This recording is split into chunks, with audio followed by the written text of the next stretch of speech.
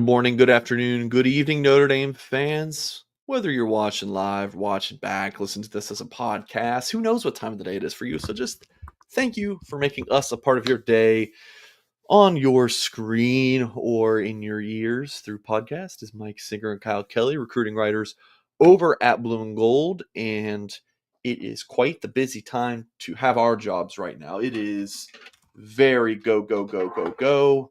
There's about 15 stories I could write on any given day. There's just a lot going on. It's like, all right, it's time to cover a big recruiting weekend. We're writing about it. And then, boom, you got midweek visitors on a Tuesday. No time to rest, Kyle. No, especially now that Notre Dame is selling alcohol at Notre Dame Stadium now. So Yeah, that's the beers. biggest news of the day, and I'll be curious to see if they debut that for the Blue Gold game. I'm assuming that's a little bit too short notice, but that's the biggest news happening here in my world. Is it, Kyle? Like you're gonna be down there drinking beers during the game? I don't see that. Not anytime soon. At least I hope not. Right. Yeah. Folks, please hit the thumbs up on this video. Subscribe to the YouTube channel here at Blue and Gold if you are new here. And if you're listening via podcast, appreciate you as well.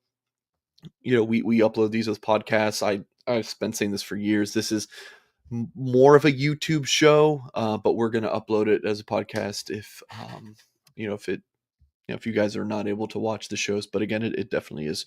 We do a lot of video elements, highlights and whatnot. So we would always love for you guys to join us over on YouTube. And there's definitely a lot of content on the Blue and Gold YouTube channel that we don't post as a podcast. Just let you be aware of that. So Kyle, um, bigger news than the alcohol, in my humble opinion, is the commitment of Rodney Dunham yesterday, the number 19 overall player, number 3 edge. I want to say something real quick. So he has the On3 ranking of number 7 overall, number 3 edge. Okay. And I feel like us as a community would say something like, if that ranking holds, he will be a 5-star. It's kind of true, kind of not. If he stays the number 7 player in the country, yes, according to On3, right? And the industry ranking, but looking at On3 specifically, if he stays the number 7 player country, yes, he'll be a 5-star. But what I think we gloss over is this rating. You see this 97 right here. This 97 is like the grade. Like, so for like media, like me and Kyle, and then fans, we really get into the national and the position rankings, right? But for the scouts, it's more about like when they are ranking these guys, they're looking at this grade first. So Rodney Dunham has a 97 grade, which is the highest end 4-star. That is why the number 7 player in the country right now is only a 4-star. And if you look at um, the rankings for On3 in the 2026 class, there are only 6 players that have a 5-star ranking right now. And as the cycle goes on, there will be more players added to that. It'll end up being what do they always do, Kyle? 32? So Kyle nods. So if he doesn't get bumped up to a 98, he is going to stay a 4-star. It's just how it rolls. So he has to go from 97 to 98 to get the 5-star status. So I just kind of wanted to explain that. But according to the industry ranking, let's see, I think they already have, let's see, the top 20 guys are 5-stars per the industry ranking. So I just kind of wanted to explain that. I hope that made sense, Kyle. Yeah, I'm kind of wondering if we have time for trivia today or not. Depends. What's the trivia? Yeah, so yesterday when I was doing my reporting on Rodney Dunham's commitment, with him being a 5-star and what that means for Notre Dame recruiting, I finally compiled a list of every 5-star that Notre Dame has signed in the internet recruiting era, which goes back to 2002. So I included all On3 industry ranking guys and then the guys who have been 5-stars on each platform. And I wish I had the total number, but how about let's do this? Since 2017, which would be probably around the time you joined the beat. Um, A couple years later, yeah. yeah. Yeah, give me every 5-star. That every recruit that's been a 5-star that signed with Notre Dame, whether it's been On3 industry Uh, ranking And here, I'll tell you how many there's been. There's been, Like on 3 24/7 rivals, all of them? yes, ESPN, yes, there's been a 5-star at least one of the primary recruiting media How services. many or who they are? Who they are. There's been 1, 2, 3, 4, 5, 6, 7, 8, 9, 10, 11. Oh, I mean, all And right. on three has about half of them. Yes. Okay, so we got Jogusaw, Lambert. I'm just trying to think of the offensive lineman. Will Black, Kingston with I think rivals. Bryce Young was a 5-star 24/7. Jalen Sneed. Did Sneed rank as a 5-star?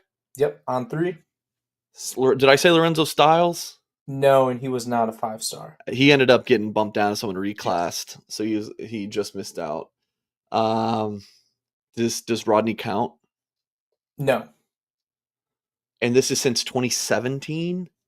Technically 2019. Was Kyle Hamilton? Yep, 24/7 Sports. Okay, so that's 7. Mike Mayer, 8. Yep, Jordan 24/7. Johnson, 9. Yep, that Blake was Fisher, Rivals. 10. That was Rivals. Going back to my rivals days. I'm Yes. just You're I missing got two more, and what classes? they're both on three. 5-stars. Prince Colley. Yep. Thank you, J Pat. Missing one. One from the 21 or 22 class. Offensive lineman Emil Wagner. Yes, sir. So those are all your 5-stars since 2019. But here's the thing: the only on-three industry ranking 5-star was Will Black, who was the number 17 overall player. Yeah. And yeah, Rodney Dunham is obviously on three industry ranking 5-star. But one more stat: I mean, the last 5-star recruit that Notre Dame signed, 5-star recruit according to the on three industry ranking, was Jalen Smith, the 5-star plus linebacker out of Fort Wayne, Indiana. And basically, 5-star plus means that you were a 5-star from all four primary recruiting media services, which are on three, 24/7 Sports, Rivals.com, and ESPN. And then from 2021 and prior, or I guess 2020 and before, there were just three because on three began in 2021. So those Right. three Rivals, ESPN 24/7 had Jalen Smith as a 5-star back in, I think I said 2013. So for plenty more of that data, check out my story yesterday. Otherwise, we can really go nuts talking about numbers for Oh, the I rest know. of the show. Kyle and I are Probably not both the best, nerds. best for video or radio. Yeah, we're both nerds here when it comes to recruiting in different angles. There's funny like I was thinking about Rodney Dunham content the other day, and I was like, I want to do a story about defensive or like best defensive lineman, highest rank that they've signed, and I was gonna do it, and I was like, yeah, this is a Kyle thing. Kyle probably loved writing that story. That's Kyle's thing. But anyways, let's dive into it. 8.5 minutes in.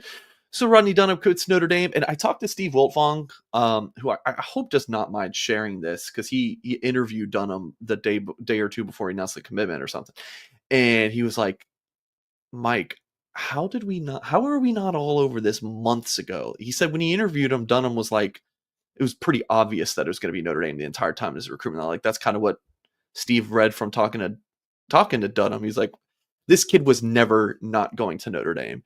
Hashtag 5-star with glasses, not marked with glasses, 5 stars with glasses. They go to Notre Dame. I'm joking, sort of. But yeah, and I told Steve, it's like, man, like he went so long without visiting campus. So I'll pull up his visit center here. April 13th, 2024, and returns 11 months later. So that's why for the longest time I was like, I mean, I don't well, sources mention Rodney Dunham, but there's never reason to be overly excited. But Notre Dame gets him back on campus, and within a couple days after the trip, he locked in that commitment silently, and then set the April 10th commitment date. So Kyle, absolutely huge news. I talked about this commitment in a video with Tim Hyde. You guys can definitely check that out. But wanted to get your thoughts on this big news for the Irish. Well, I'm glad you mentioned Steve's comment because he put on the loose emoji message board, and I was actually going to bring it up. Basically, that I don't know if Dunham told Wiltfong this. either way, it was Wilfong's reporting that Notre Dame had basically been leading for the last year, and that's something that was new to me. And I kind of go off your philosophy a little bit on follow the visits, and I see Dunham's made it, South Carolina a bunch. He was crystal balled to South Carolina. I felt like Tennessee had some buzz in this recruitment because they're one of the schools that also recruits North Carolina exceptionally well with Notre Dame. When you look at, they landed 5-star quarterback Faison Brandon, and then 5-star offensive tackle David Sanders Jr. Last cycle. So Tennessee can recruit North Carolina as well. And then, Duke, Rodney Dunham said it yesterday during his commitment ceremony that, I don't know if he said he was a Duke fan growing up, but, they were the school closest to him, and, a place that he could have really seen himself at and valued academics. So, I mean, like, if you would have asked me maybe 6 months ago where Notre Dame stood in his recruitment relative to the top five, my guess would have been Notre Dame was at the bottom of the list, but simply we were just, at least me, was reading that recruitment wrong. So that makes me wonder how many other guys are out there that we don't know about that Notre Dame's in the lead for. But I It's one of the feel like yeah. credit to us, we got a pretty good pulse, and I know we'll talk about this more later on about the guys who are probably best guess to end up in the class after Dunham. I wrote that story up today, and there's a lot of high 4-star guys there, and I feel like we got a good pulse there. But I guess Rodney Dunham's one we missed on, and big Well, miss on our. And it's not just us. I mean, the rest of the well, industry, I guess. Like, Well, when he visited, when the news comes out that he's visiting, and then he set the official, it was like, all right, it's game on, right? right. It's game back on, and then your boy was first to put in the prediction before he silented. Let me add, others may not have followed that, but it's okay. So don't discredit us too much there. But yes, in terms of throughout the fall and in January, it was definitely more off of our radar because he hadn't visited. If I can make one comment about that, I put this in my 5 thoughts story yesterday, and thankfully you also tweeted out my thought when promoting my story. Was basically that you're a lot of Notre Dame fans are wondering when is the momentum going to come on the recruiting trail from Notre Dame playing in the college football playoff, and I feel like we're actually seeing it now. Rodney Dunham being the first amount of evidence of that, because he told Steve Wiltfong back in January after Notre Dame beat Penn State in the Orange Bowl to advance a national championship that Notre Dame was basically number one. He just had to get back up to campus. So Notre Dame was building momentum for Rodney Dunham 3-4 months ago. All they had to do is get him up to campus, and now Yeah, he's full. And I feel like we're going to see that be the case for a couple of recruits, if not in this class, but certainly in the yeah, 2027 cycle. yeah. I agree. I agree. If let's say Notre Dame beats Georgia, loses to Penn State, I still think they get Rodney Dunham. Like I still think this plays out exactly. So it definitely helps. People always ask me like, gotta show this graphic real quick. Beer. Notre Dame expanding alcohol sales to include general admission seating at football, basketball, and hockey games. Great graphic. Um, Great job, Jack. Okay, people always ask me, and you as well, Kyle, like how much does the national championship run impact recruiting? And this is my answer. I feel really good about this answer. It's just another thing that recruits will talk about with the staff. They love the tradition about the school, right? They love the tradition, they love the coaching staff, they love the football pedigree, they love the academics, all of these things, right? And now you can add in the national championship run. Like it's just a factor. It's not bringing in more recruits, but it's just another thing that recruits like about Notre Dame is that season last year and that what that means for the future. Marcus Freeman extension, you can kind of add in that as well. Um, there's a lot there, but good stuff. And so, Kyle, I kind of want to transition this conversation about the defensive line class as a whole because it was interesting. Ebenezer, Kyle, his D line coach and the high Is school it? level, Hold he on. Is gave it me Awade? U Uwatade, something like that. I'll have when I transcribe the interview, I'll let you know. Uwatake. We're just gonna call him EB for now because what? But when I listen to that, Kyle, I will let you know, and then we will hammer I'm it on the home. edge of my seat. Don't fall over, Kyle. Um, Dynasty ISP says the six pack show became more interesting with the beers. That's so funny. So EB committed to Notre Dame publicly before Dunham did, but Dunham's commitment to the staff came first. Kind of find that interesting. EB told Notre Dame Saturday and announced it that day as well. Although, some Notre Dame staffers knew that it was coming. But anyways, you have just looking at On3's rankings, because the rest of the industry will certainly catch up on Ebenezer's rankings. The number 36 overall player, number 6 edge according to On3, and then of course Dunham is the number 7 overall player, number 3 edge. And then I had the great idea, Kyle had nothing to do with this, to post this neat graphic with Charles Power's quote. I'm kidding, Kyle. Charles Power, On3 director of scouting and rankings, said Dunham and Uwatade, I'll get it right, I promise, give Notre Dame the top edge duo in the cycle among who is committed. And then he adds, it's going to be tough for a school to land a better duo when all, oh crap, Kyle, that's a typo, when it's all said and done. So you got to be pretty pleased right now. Kyle, you good, dog? Yeah, I was just reading the typo because when you posted that graphic, I read it over to make sure everything was good, When and all I'm not said and seeing a done. typo. So It should be an it's there. when It's probably wrong when in some. all said and done, yeah, it's fine. I'm not deleting the tweet. No, I'm not deleting the Keep it up. tweet. But in the story, it does say it when it's all said and done. So You that's know okay. what? You know It's what you okay. That could tweet have done? popped off. You know What? what you could have done to make that graphic stand out just a little bit more? What's that, Kyle? A couple of those words there, put them in green, like I did with Mmm. my Evan Jacobson Mmm. graphic. So Mmm. I just figured out how to do that the other day. I could have told you how to do that. I've been No, doing I that. know it's pretty simple, but I just remember that I know. I think being a thing. no, this works. The proof is in the pudding. This tweet popped off. 60 retweets, 1,000 likes. Pretty proud of this one. Thank you, Elon. I'm joking. Man, it's Friday. Kyle and I are goofy today. But yes, Kyle. Shout out Al Washington. Shout out Nick Sebastian. Tip of the cap where it's due. Um, I feel like I've been doing a lot of glazing of Al Washington on this program and just at Blue and Gold in general. I'm gonna be honest with you guys. I've never talked to the guy in my life.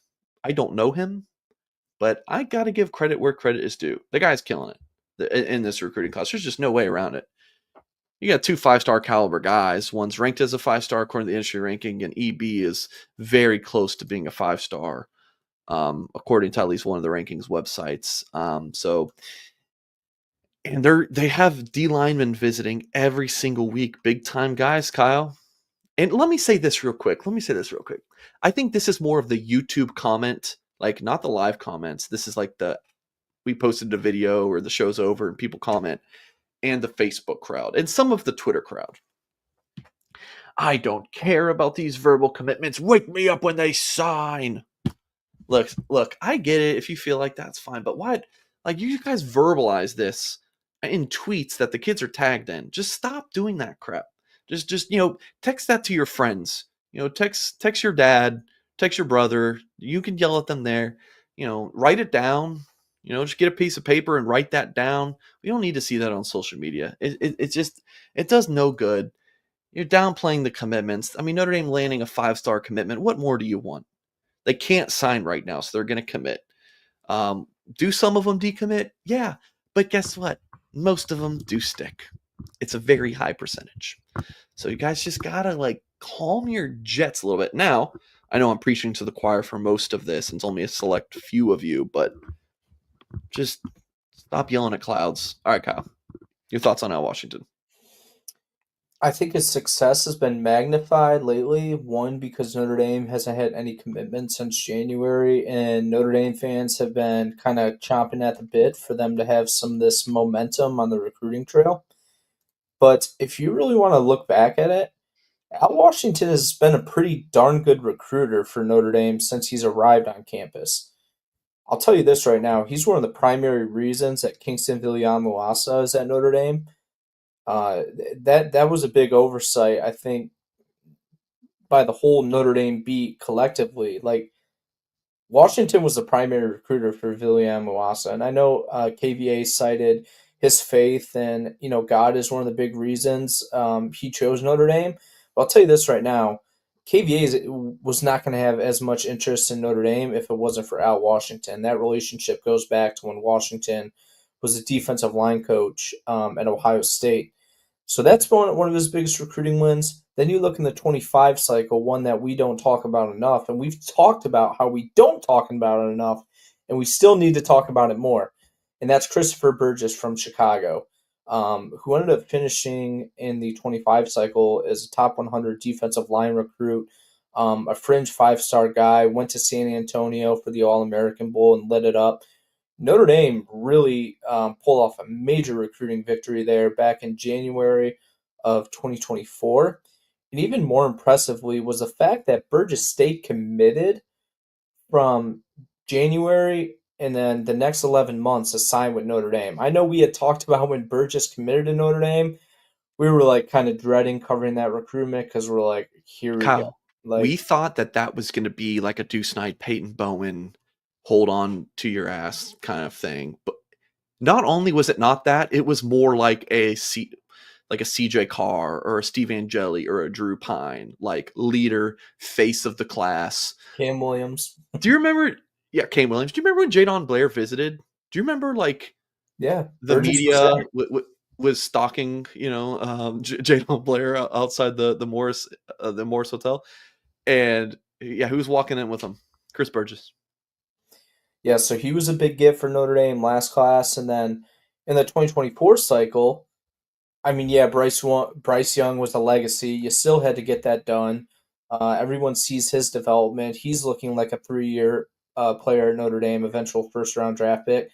Logan Thomas is a guy that was not an easy recruitment to win with all the Texas schools that were battling for Thomas when he was down playing his high school football in the Lone Star State. Oklahoma was also heavily involved. And then you look at the 23 cycle where, Notre Dame lost Keon Keeley. But how about Boubacar Traore, who Al Washington evaluated and pushed for and Stud. flipped from Boston College? At that time, because, Boubacar had only reported like 3 or 4 offers. Yeah. Boston College was the one he was committed to. And, everyone kind of wrote it off like, oh, he flipped this guy from Boston College. Well, Boubacar Traore, also looks like an NFL player for Notre Dame. Yeah. So, I mean, now granted, a lot of Al Washington's success has come on the edge, at the defensive end position in recruiting. I still think there is room for improvement on the interior, but I think we're going to start to see that bleed over now into the 2026 cycle with the commitments they have at edge. I think they're going to start gaining momentum on the interior as well. Mikhail Blade's a guy who Notre Dame is recruiting as an edge rusher from Chicago. Highly coveted guy who is, Notre Dame's one of the top schools, but I see him being an interior D lineman at the next level. I know Notre Dame continues to feel great about Elijah Golden, who's going to be on campus next week. Tiki Hala from Texas arrived in South Bend today. Was at the Yesterday. yeah, or well, sorry, but he was at the Irish Athletic Center this morning. I would be surprised if Notre Dame isn't his pick when he commits on I think it's May 11th. So yeah, May 10th. Jeez, Kyle, it's really, crazy. um, Maybe it is May 11th. I think it's May 10th. I think I'm you're gonna have getting. to update my story that I published earlier if that's the case. I want to say it's May 10th, but Anyway, got to give credit where credit's due, and Al Washington is definitely deserving of it right now. yeah, if I think Kyle would agree with me on this, like the D line class, if signing day were today, we would guess obviously the two committed EB and Rodney Dunham, Mikhail Blade. Although I kind of have my hesitations on that, but I would still say it's more likely that he ends up at Notre Dame than anywhere else. But that subject to change. And then Tiki Hala, we both feel good about. Kyle also might be Hola, Tiki Hola, or I wonder pronunciation is something else, but Hala just is amazing.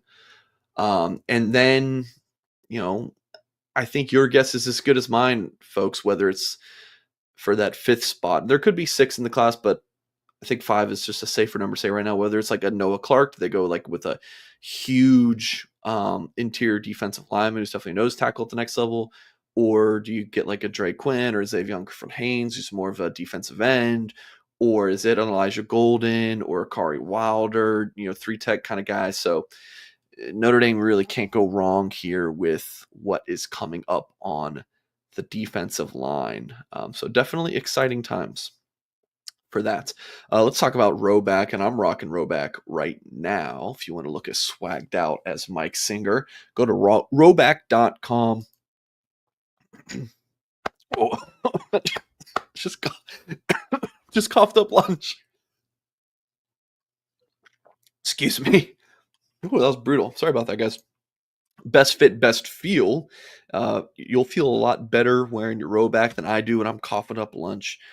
If you're not familiar with Rhoback, they're completely changing the game with incredibly comfortable activewear. Their Notre Dame line is fantastic. I am pumped for them to add some new stuff as well. I do have most of their Notre Dame line already, and this is in their Dublin connection, I want to say. But I mean, like if you're getting yourself something, you can always get something for a friend because they have all sorts of stuff, whether it's like by college, but like they have a few other, colleges that they have licensed apparel for, or like different states, which is cool. I got my father-in-law a polo for his birthday recently. It was this Don't Mess with Texas one that he really likes. He's told me he wears it golfing all of the time and looks and feels good doing that. So definitely check it out, Rhoback.com, and you're going to use the promo code BlueGold20 for a generous 20% off. When you're talking about shirts that are around $100, 20% off is a really good deal.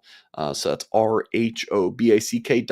Use the promo code BlueGold20 for 20% off all performance polo shorts and more. All right, Kyle. Let's talk about some other guys. So let's just continue discussing some of the hype around Notre Dame football recruiting. And I just had this pulled up, this RPM page. So let me just go through the month of February, different predictions and whatnot. Yesterday, you picked Nick Reddish, safety, to end up at Notre Dame. On Monday, I picked Tiki Halla, defensive lineman from the, I believe, Bastrop's in the Austin, Texas area. Nick Reddish, Steve Wiltfong also picked to Notre Dame recently.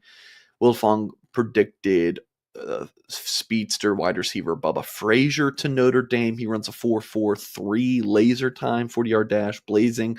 Really like where the Irish were at for Bubba Frazier. Evan Jacobson, a top tight end from the Midwest. Jacobson, 6'5.5", 230 pounds.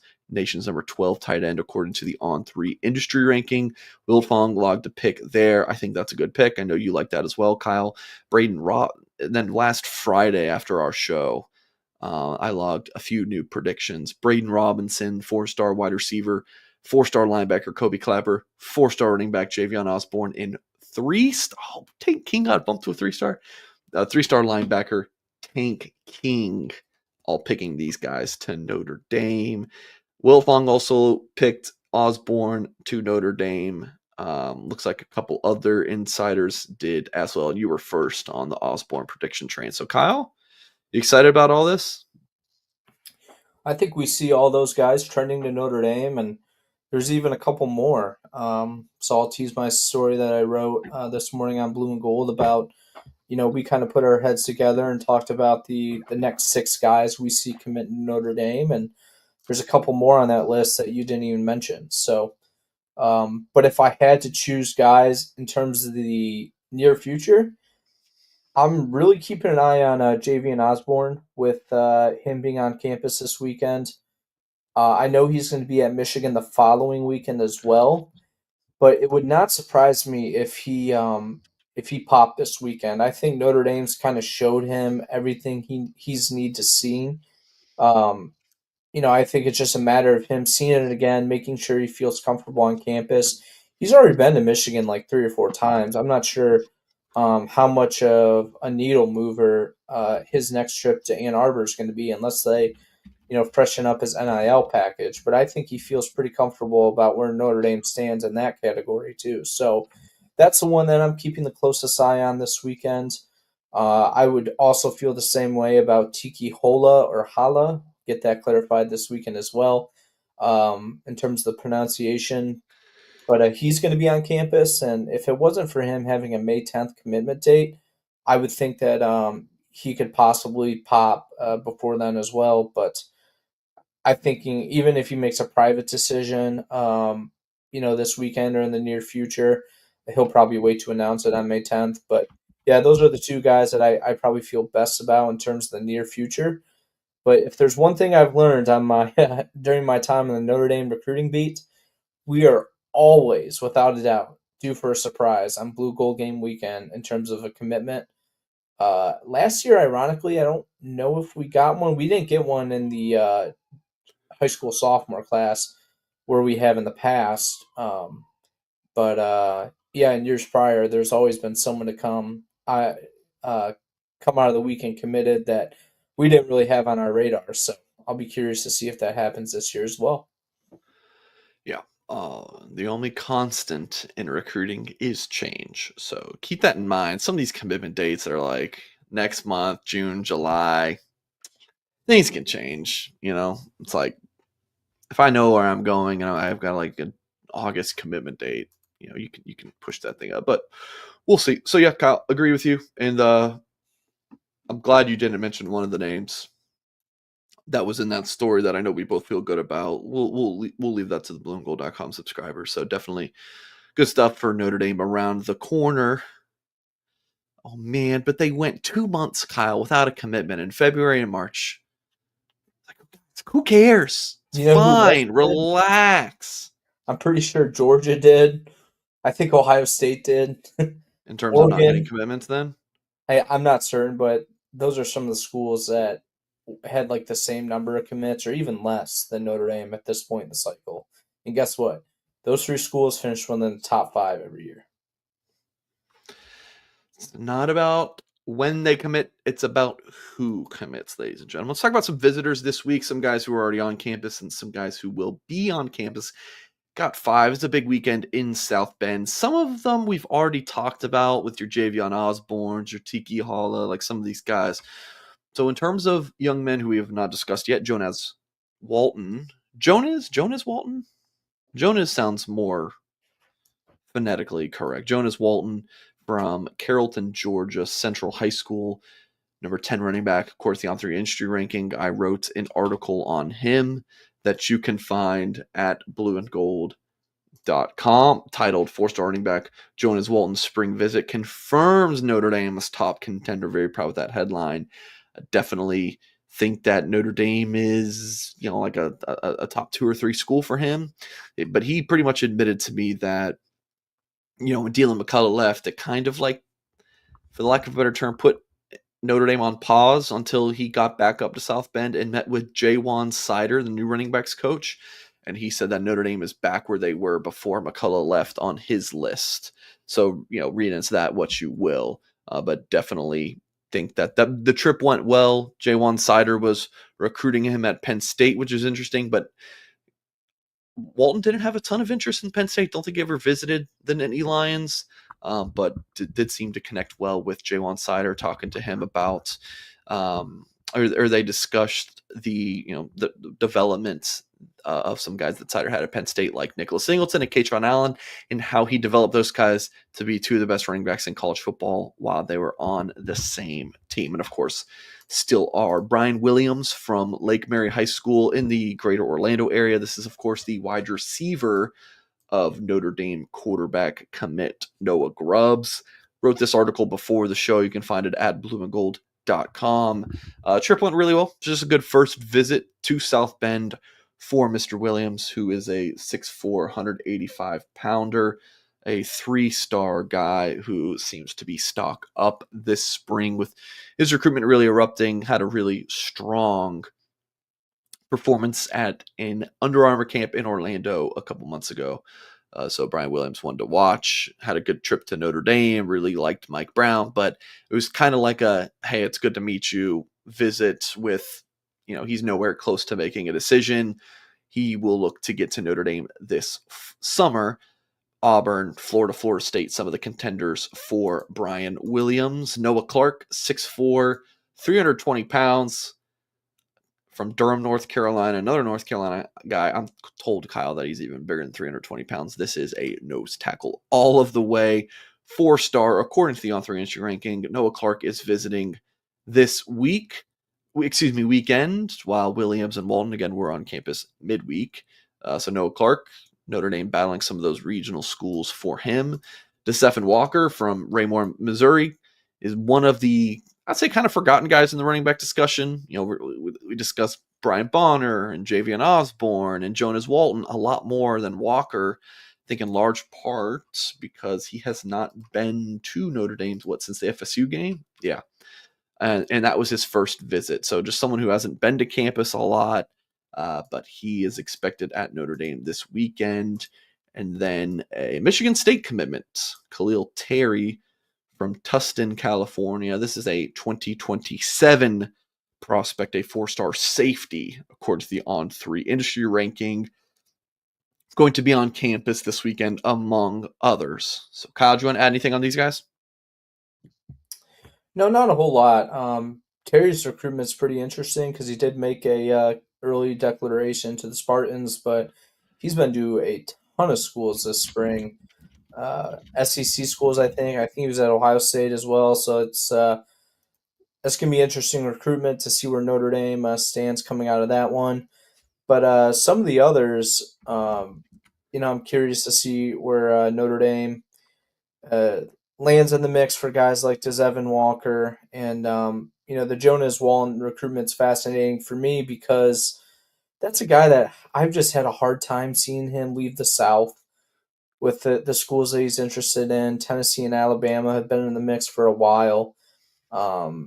Stanford's been on his radar, but I still think that Walton probably ends up in the South at this point. Maybe I'm wrong, but I think the two guys I'm interested at with running back for Notre Dame right now are Javian Osborne and Brian Bonner. Those are the two I'm watching the closest. But if I had to make a storyline story, one of my headlines in it, or one of my storylines, I guess, going into the weekend is, where does Notre Dame stand for Walton and Walker coming out of it? I know Walton was already on campus. You've already done that reporting, but also kind of curious to see where Notre Dame stands for Walton as well. Yeah. So Tennessee, Bama, Stanford, yeah, the other schools, and I think there's another one with Walton, Florida. So I'm kind of with you. Like, the Stanford be on the list definitely is a good sign for Notre Dame. I don't think he's going to Stanford. Yeah, I'm not sure. I think if you're Notre Dame, he's visiting Stanford now with everything going on. True. Yeah, I'm not sure. But if I'm Notre Dame, I think I want that one to go into official visits. Yes. I want that one to go into official visits. I don't know. Man, between Brian Bonner, his visit went really well. This is the running back from California. Walker, I'm not sure on, to be completely honest. I don't have a great read on that one. And then Walton, I kind of tend to agree with you that he'll stay in the South. If I had to guess, and they have the Bay kid from Texas, from Forney, Texas, who's supposed to officially visit, but I'm not reading a ton into that recruitment either. Is there another running back that I'm forgetting? Messiah Mickens kind of shut it down. Out off the top of my head, I'll bring up the So, that's just I'm like, if I had to guess who's the second running back, if Osborne's on the commit list, I would say the field. That would be my best guess right now. But I also think Brian Bonner could trend to Notre Dame, and it's definitely going to be one to eye moving forward. Yeah, Well, don't be Kyle, surprised if Notre Dame makes another big move for him after his OV in June. yeah, I think that's the one I'm watching is Bonner. I put Brian Bonner in my mock class that had more than 18 guys in it, Kyle.